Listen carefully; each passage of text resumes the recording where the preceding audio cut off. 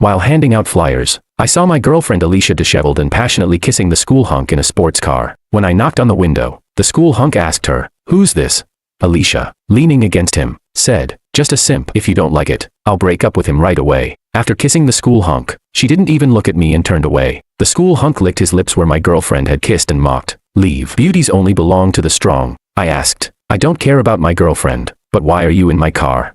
The atmosphere became awkward. The school hunk gripped the steering wheel, staring at me dumbfounded. "What do you mean your car?" "This is my car," I said. I opened the glove compartment and took out the registration. "Look, it has my name on it. Why are you in my car? Are you stealing it? I'll call the police right now." The school hunk turned red, hurriedly got out of the car, and whispered to me, "Don't call the police. My dad's a mechanic. I saw this car looked nice and borrowed it for a spin. Please don't call the police." I widened my eyes and loudly said, "You call this borrowing? This is theft. Can repair shops steal cars in for maintenance?" The school hunk lowered his head and whispered, "Bro, I'm sorry." I sighed. "Don't get familiar. Let me check the car's condition first." He didn't dare speak, and I soon found a dent on the hood. I said angrily, "What's this about?" The school hunk panicked and quickly said, "It's not my fault. Your girlfriend insisted on sitting on the hood to take selfies and posted a bunch of provocative photos on her moments. That's the evidence." I checked my phone and saw nothing. The school hunk quickly showed me his phone. It turned out Alicia had blocked me. Looking at her WeChat moments, I tooted. "Such bold photos. Fine. You can go back. I'll keep these photos as evidence. You both prepare for a court summons." The school hunk was stunned and whispered, "Bro, will it cost a lot?" I said, "About 100,000. In an instant, his face turned pale. The school hunk hurriedly said, "But it was her who damaged it. Do I have to pay too?" I rolled my eyes. "Don't you understand the law? You're both responsible. Your dad's work this year is for nothing." The proud school hunk burst into tears. "That stupid girl. I told her this is carbon fiber. Only high-end sports cars have it. The hotter it gets, the harder it becomes." But she couldn't wait for the car to warm up and just sat on it for selfies. "My parents work so hard, and now we're screwed because of her." Impatient, I got into my car and called someone to assess the damage. I wasn't interested in watching him cry. The school hunk wiped his tears and wailed, "How come you're the rich one? Your girlfriend said you work multiple jobs handing out flyers." I said, "I don't work. I hand out flyers, but those stores are mine." I wasn't lying. Half of the pedestrian street, 72 stores, my family owns them. Handing out flyers for my family's stores. What's wrong with that? I closed the car window, not wanting to hear the school hunks crying. At this moment, Alicia texted me, "Since you saw it, let's break up. Don't blame me. Blame your parents for being losers. I'd rather cry in a Lamborghini than laugh on your bicycle handing out flyers." I fell into deep thought. Since both the Lamborghini and the bicycle are mine, should she cry or laugh? I wanted to reply, "Wait for the court summons," but Alicia had already blocked me. My God, how could she block me? Speaking of the repair costs, she owes me 100,000. Ignoring the fact that it was the girls' dormitory, I rushed into the dormitory and headed straight to Alicia's room. Fortunately, it was morning, so there weren't many people in the dorm. I arrived at her dorm room door and was about to knock when I heard a woman inside ask, "Did you really do what I told you?" Then I heard Alicia say, "Yes, I lied to him that I took the pill." The woman excitedly said, "That's a great opportunity. I calculated your period and knew you were likely to get pregnant these 2 days, which is why I told you to go on a date. Once you're pregnant, you can marry into a wealthy family." Alicia said worriedly, "What if he makes me get an abortion?"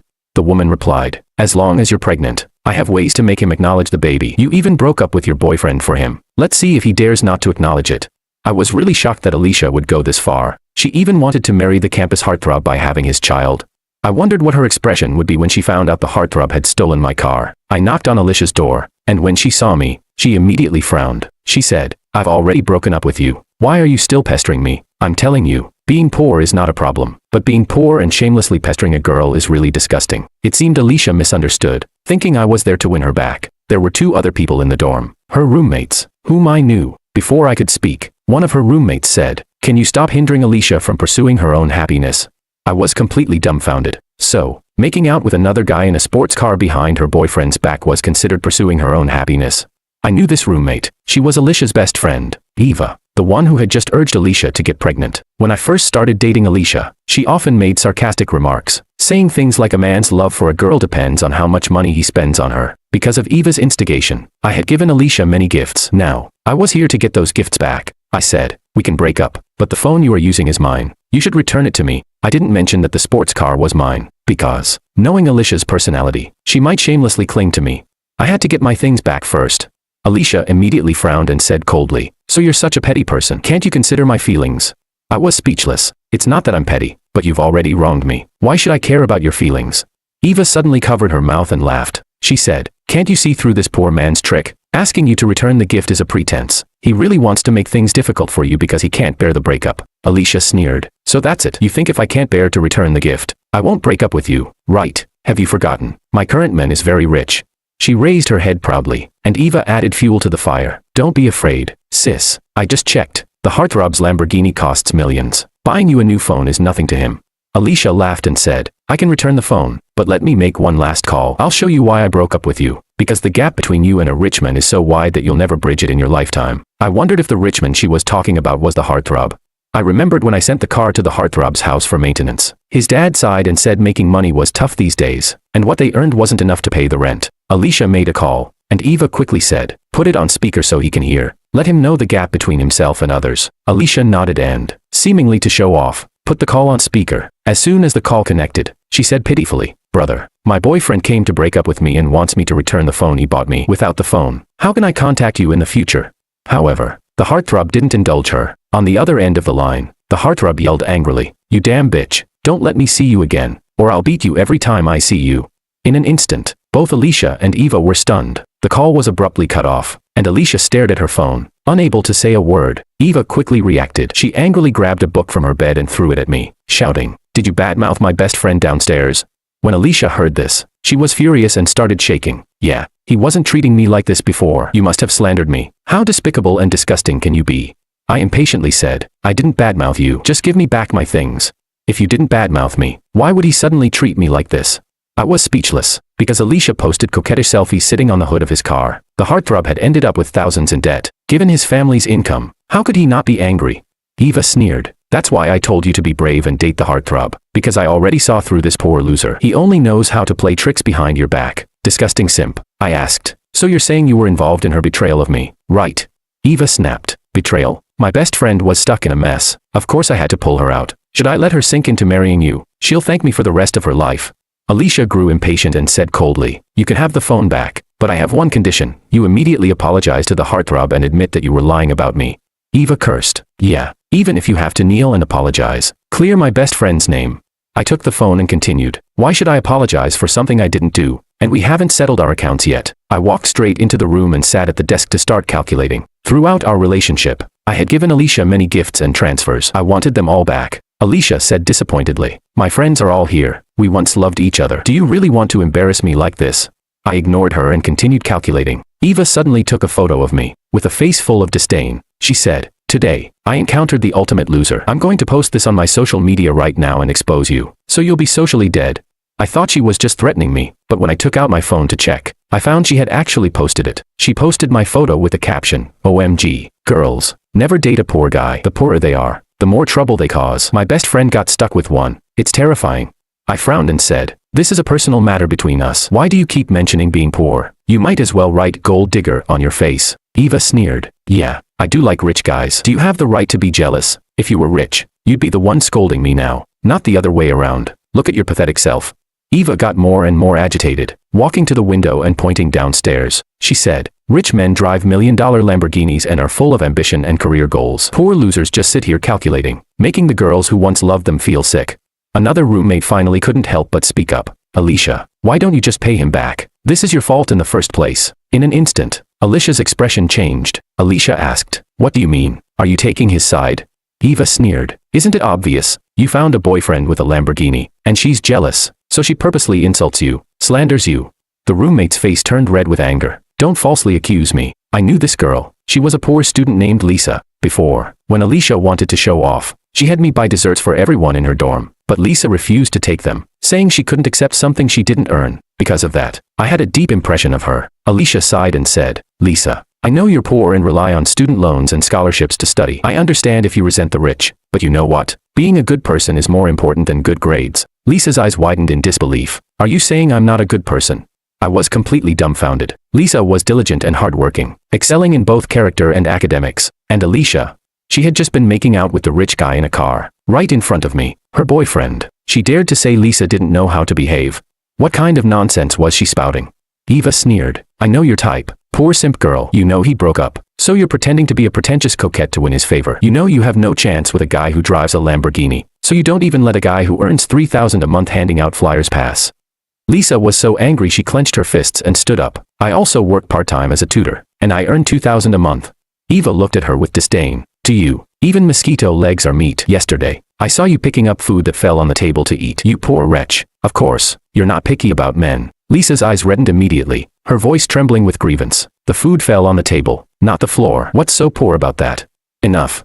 Alicia's shout interrupted us. She slammed her phone on the table and said to me, "You really embarrass me. My biggest regret is dating you. Hurry up and settle our accounts. Then I can go explain to my new boyfriend." Eva quickly said, "Don't be afraid, sis. I'll go with you to explain. The rumors will be quashed, and you'll still be the little darling of a rich man." I couldn't be bothered with these two anymore and focused on calculating our accounts. Of course, I didn't include the repair costs of the sports car. I was afraid Alicia might shamelessly try to reconcile with me. In the end, I figured it out. In the year we dated, I had given Alicia gifts and transfers totaling 18,000. After doing the math, I was stunned. Dating really costs a lot of money.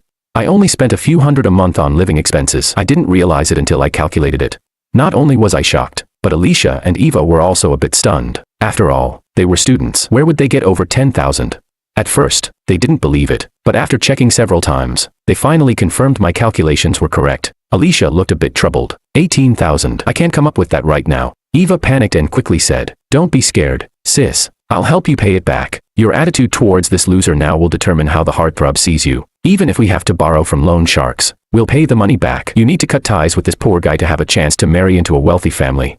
Alicia was eventually swayed by Eva's words. She nodded and said, "Okay, we'll find a way to borrow it. My family mustn't know, or my parents will kill me." I didn't know what to say. If 18,000 would get her killed, what would happen when the nearly 100,000 repair bill for the sports car got sent to her house? Her parents would probably want to grind her bones to dust. Alicia and Eva immediately started contacting people to borrow money. Surprisingly, it was quite easy for them to borrow money. Classmates each gave a few hundred, lending it to Alicia. Even Alicia was amazed at how easily she could get the money. She couldn't help but say, "I have a good reputation. Everyone is willing to lend me money." Eva laughed. "It's because of your selfies on social media. You're sitting in a sports car worth millions. Of course, people are willing to lend you this small amount of money."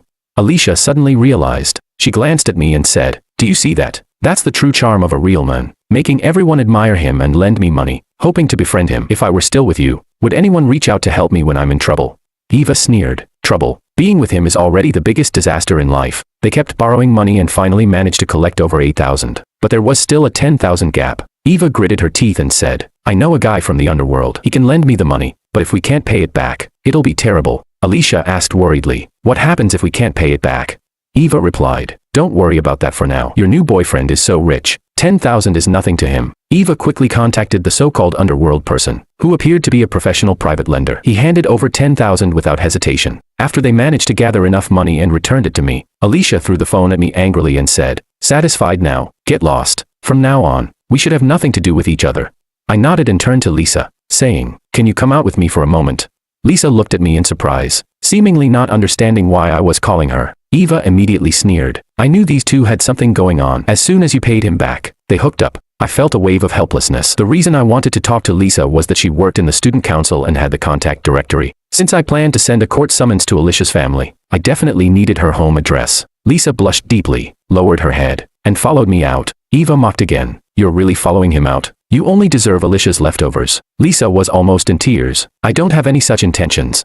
Eva cursed. "Pretentious coquette. Keep pretending. No wonder your family is so poor. It's genetic. Look at you trying to please even a guy who hands out flyers. You're so undiscriminating. It's clear what kind of people your parents are."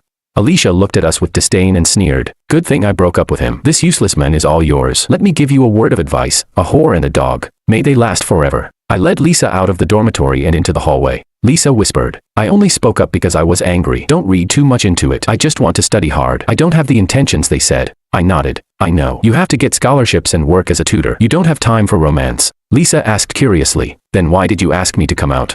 I said, "I know you have the contact directory. Can you give me Alicia's home address?" Lisa immediately panicked. "What do you plan to do? Don't do anything reckless." She seemed very worried and even grabbed my hand in her anxiety. Lisa looked into my eyes and said seriously, "We may be poor, but we have dignity. Others are at fault, but don't ruin your future because of their mistakes." The atmosphere grew silent, and I didn't know how to respond. Did this girl think I was planning to go down with Alicia's family? Lisa then realized she had grabbed my hand in her haste. She quickly let go, blushing. "You're hardworking and determined. You deserve a better life. I believe that in 10 years, Alicia will regret her choices." I said, "It won't take 10 years. I've already had the dealership assess the damage. If her family lives in the city, she'll regret it soon." Lisa was stunned and asked what I meant. I said the sports car downstairs was mine. She stared at me, dumbfounded. I explained everything to Lisa. She was speechless again. It wasn't until I showed her the car registration that she believed it was true. When Lisa went to get the contact directory, she walked as if in a daze, probably thinking she was dreaming. Soon, she sent me Alicia's home address. Surprisingly, it was just a few kilometers from the dealership. What a coincidence. Right. I called the dealership, and they told me they'd deliver the damage assessment within 10 minutes. Wait, I suddenly remembered. Alicia had given me back her phone. How would I contact her for debt collection later? I decided to temporarily return the phone to her. I went back to Alicia's dormitory. When she saw me return, she asked irritably, "Why are you back?" I said, "I know you don't have a phone. You can borrow this for a couple of days." Eva immediately clutched her chest, pretending to retch. "I'm going to puke." I was right. This simp is doing it on purpose, trying to play this on again, off again game with you. Alicia snapped. "Do you really take me for a fool? Can you stop pestering me? You're embarrassing me in front of my friends." Just then, Eva's phone rang. Eva took out her phone and said puzzled, "Alicia, why are your parents calling me?" I was taken aback. The dealership works fast. It seemed Alicia's parents couldn't reach her, so they contacted Eva. Alicia took the phone and asked, "Mom, what's wrong?" This time, Alicia didn't put the call on speaker, but her mother's yelling was loud and clear. "Don't call me Mom. Do you know how much your father and I make? You've ruined us." The sudden scolding left Alicia stunned. She quickly said, "Mom, what did I do?" Alicia walked to the corner of the dormitory with her phone. As she talked, she suddenly burst into tears. Eva hurriedly asked, "Sis, what's wrong?" Alicia sobbed. "I know why the heartthrob suddenly got mad at me. I dented his car by sitting on it, and now he wants my family to pay. The estimated cost is $137,000. Where is my family going to get that kind of money?" Eva was equally stunned. "How is that possible? Just by sitting on it, it got dented." "The bill was delivered to my house. My mom said she took a picture of it and sent it to me. She told me to check my phone." Alicia couldn't even stand. She sat down on the bed in a daze. Eva bit her lip and said, "Don't panic. I might have a solution." Alicia asked, "What can you do?" Eva said, "At this point, we need to see if you're pregnant. If you are, and you're carrying his child, would he really dare to ask you for the repair costs?" Alicia immediately nodded. "Right. Even if he doesn't care about me, he has to care about the baby, right?" Eva said excitedly, "If he dares to ask you for the repair costs, go make a scene at his house." Alicia sighed deeply. "I initially wanted to use the baby to marry into a wealthy family. Who knew it would only end up covering repair costs?" Eva consoled her. "Hundreds of thousands of isn't a small amount. Your parents would need 2 years to earn that. And who says you can't marry into a wealthy family? Maybe his parents will insist on you getting married. And not only will they cover the repair costs, but they might even gift you a car." I wondered if I should remind Alicia out of past affection about her getting pregnant with the heartthrob's child. It certainly wouldn't exempt her from the repair costs. I started to speak, but before I could say anything, Alicia shot me a venomous look. She walked over, snatched the phone from me, and said, "Don't say a word. Get lost. I don't want to hear your voice. I'm already in a bad mood." Eva also snapped impatiently, "Yeah, can you get lost? We're trying to figure out how to calm the heartthrob down." I awkwardly said, "How about you read the documents first?" Eva yelled at me, "Get lost, loser. We have nothing to talk to you about. If you keep pestering Alicia, we'll accuse you of harassment and see you in court." I nodded. Since she said that, fine. After all, we were going to see each other in court anyway. Alicia had already picked up her phone and sent a voice message to the heartthrob. "Please, come downstairs to my dorm. I want to talk to you, please." The heartthrob quickly replied, and she played the voice message. I heard the heartthrob's voice. "Sure, you slut. I want to talk to you too. Come down now." Alicia put down her phone and worriedly asked Eva, "With that attitude, will he really forgive me?" Eva said, "Go down and beg him. I'll go with you." Eva helped Alicia up and glared at me. "Get out of the way."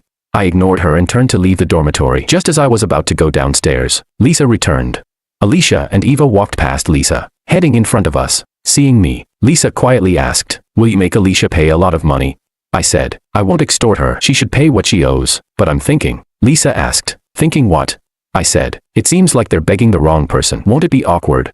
When we got downstairs, the heartthrob was already there. The most noticeable thing was the slap mark on his face. He was standing by the roadside, crying and wiping his tears. If I'm not mistaken, he must have told his dad about what happened and received some fatherly love. Alicia and Eva were dumbfounded at the sight. Eva said, "Seriously, with all the money his family has, he needs to cry like this?"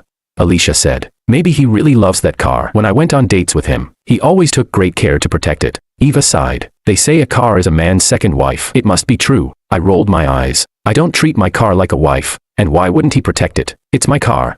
Alicia quickly approached him, looking pitiful. "Baby, let me explain. Explain to your grandfather. You bitch." The heartthrob finally couldn't hold back his frustration. He rushed forward, grabbed Alicia's hair, and slapped her hard across the face. Neither Alicia nor Eva expected the heartthrob to hit her. Eva hurried over to try to break it up, while Alicia, feeling wronged, said, "Baby, hit me if you're upset. It's my fault. I'll never do it again. Can I make it up to you for the rest of my life? I don't need your compensation." The heartthrob was so angry he started punching Alicia in the face. As he continued hitting her, both Alicia and Eva realized something was seriously wrong. The students watching were all shocked. Just a moment ago, Alicia was stepping out of a sports car, admired by everyone. Now, in front of all these people, she was being beaten by the heartthrob, who had her by the hair, punching her face repeatedly. Eva shouted anxiously, "You're hitting her too hard. She's a girl." The heartthrob hit so hard he knocked out one of Alicia's front teeth. Alicia, missing a tooth, covered her mouth in disbelief and spit out some blood. She quickly bent down to pick up the tooth, crying out, "Stop hitting me. My tooth is knocked out. Eva, go get some milk." I nodded and said, "Smart. If you put a knocked out tooth in milk quickly, there's a chance it can be reattached." Lisa turned to me, saying incredulously, "Are you taking pleasure in this?" I said, "How could I? We were in love once. Seeing her like this makes me sad too." Lisa asked, "Then why are you smiling?" I said, "I'm just naturally cheerful. People who smile often tend to have good luck." During this beating, Alicia finally remembered me. Covering her mouth, Alicia cried out to me, "You're really not a man. Look at how badly I've been beaten, and you still won't help me." I replied seriously, "You just told me not to harass you, or we'd meet in court." The heartthrob, who seemed overwhelmed earlier, finally noticed me when I spoke. He let go of Alicia and walked toward me. Eva quickly said, "Heartthrob, I know you're upset, but do you know how much Alicia has suffered for you? Just now, this loser was bullying her. If she didn't love you so much, would she have put up with this?" The heartthrob angrily shouted, "Shut up, your whole family are losers." Eva didn't dare say another word. It was strange. She had been so aggressive in front of me, but now, facing her rich idol, she was unusually obedient. The heartthrob stood in front of me. I wondered how he would apologize, but then he did something unexpected. In front of everyone, he suddenly knelt down. With tears in his eyes, he cried, "Bro, I'm sorry. Please forgive me." At that moment, the world seemed to fall silent. Everyone stared at me in shock. The students were dumbfounded. Eva trembled with disbelief. Lisa said nothing, keeping her head down. Alicia, covering her mouth where a tooth was missing, suddenly had blood streaming from her nose. She tried to sniff it back, but ended up choking on it and coughed painfully. No one expected things to turn out this way. Honestly, even I hadn't expected it. I sighed and said, "If you'd known this would happen, why did you do it in the first place?" Eva asked in a daze, "Why are you apologizing to him?" I said softly, "Yes, tell everyone why you're apologizing to me." The heartthrob, still crying, said, "I shouldn't have stolen your car to show off. I shouldn't have stolen your girlfriend. I'm despicable and disgusting. Please forgive me." I told my dad, but he said our family is already struggling with rent and can't pay for the damages. I nodded and said, "Your dad works really hard. That's why I sent my car to your family's repair shop. Who would have thought that such a diligent mechanic would raise a son like you?" The heartthrob broke down. "I'll never do it again. If you can give us more time to pay, I'll do anything you ask." Alicia was stunned. She muttered, "What repair shop? What car maintenance? What's stealing a car?" I said, "The facts are right in front of you." Alicia pointed at the sports car, her voice trembling. "That car is yours?" I nodded. "Yes, it's my car." Her expression froze. Then her lips quivered as she burst into tears. "How can you be the rich one? Weren't you the flyer guy?" "I do hand out flyers, but those are all for my shops." Ignoring her bleeding nose and missing tooth, Alicia hurried to my side, limping. She grabbed my arm, crying, "Baby, let me explain." I said coldly, "I'm not your baby. We're already broken up." I reached out and placed my hand on the heartthrob's shoulder. He swallowed hard, looking at me pleadingly. I said, "This is your fault, not your dad's. In fact, I should thank you because you showed me my girlfriend's true colors. You helped me, so I'll help you this once." I thought for a moment and continued, "You'll graduate next year. You can negotiate the compensation amount, and once you start earning, I'll allow you to pay it back over 3 years. The heartthrob, surprised, asked, "Really?" I nodded and said, "Yes, it's your mistake, not your father's to pay for. But knocking out her front tooth is going to cost you a lot." The heartthrob said viciously, "I'm not paying a cent. At worst, I'll go to jail and get a record. Anyway, I won't pass any civil service exams." I asked, "Are you really willing to go to jail rather than pay her a cent?" The heartthrob replied, "Yes, this bitch doesn't deserve my compensation." I patted his shoulder hard and laughed. "See, now you're being sensible. I'll waive 1,000 as a reward." Alicia was already dumbfounded. She whimpered, "Baby, I was really wrong. Can you give me another chance? It's all." She turned around quickly and pointed at Eva, cursing, "It's all because of this bitch." Eva didn't respond, her face blank. Alicia cried, "You told me to do this. I loved my boyfriend so much. Why did I fall for your tricks?" I was tired of watching her drama. I said, "Remember to take the morning after pill. Don't actually get pregnant. It's not because I care about you, but because I know with your personality, you'd definitely have an abortion if you got pregnant. I don't want an innocent life to be killed before it even sees the world because of your bad character." At that moment, Alicia's face turned ashen. Eva suddenly started crying. She said, "Are you not going to repay the money I just helped you borrow?" Alicia completely turned on her. "You caused all this misery. Why should I pay you back?" Eva also broke down in tears. "I have to repay that money, or I'll be beaten to death." I casually said, "If you're afraid of owing money to a loan shark, then just pay it back." Eva cried again. "Where am I supposed to get 10,000? Lisa clenched her fists in anger. She said furiously, "You mock me for eating food off the table, but your own family doesn't even have 10,000. You're poor too. So why do you bully other poor people? You deserve this." Eva sat on the ground, sobbing uncontrollably. I smiled at Alicia and said, "Goodbye. Unless it's about repaying money, don't contact me. Otherwise, I'll charge you with harassment." I turned to Lisa and asked, "Since the bitch has been punished, how about we go have a meal to celebrate? You can ride in my car." Lisa replied, "Are you drunk in broad daylight? Why would I get in your car or have a meal with you?"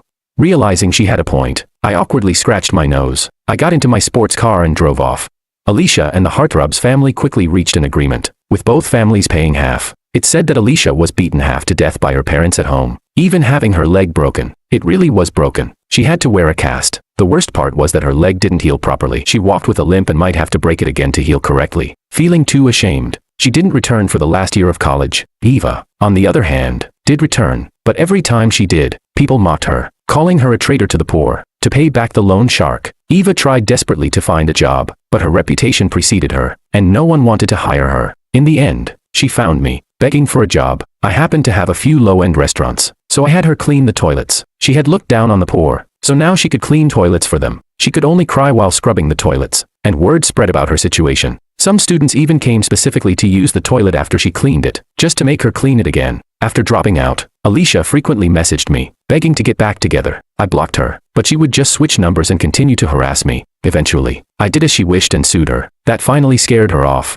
and she stopped contacting me. As for Lisa and me, nothing happened between us. She was a self-reliant and disciplined girl, different from Alicia and her crowd. During the last year of college, Lisa didn't contact me at all. After graduation, she went back to her hometown to teach. She said there were many poor children in her hometown, and she wanted to help them. I admired her character and reached out to her a few times, but she wasn't interested in dating. The only time she asked for my help was to see if I could organize a clothing drive for the children in her area. I donated some old clothes, and after that, we didn't stay in touch. I often think about what she said, about having dignity. That remarkable girl. I hope her life takes her far.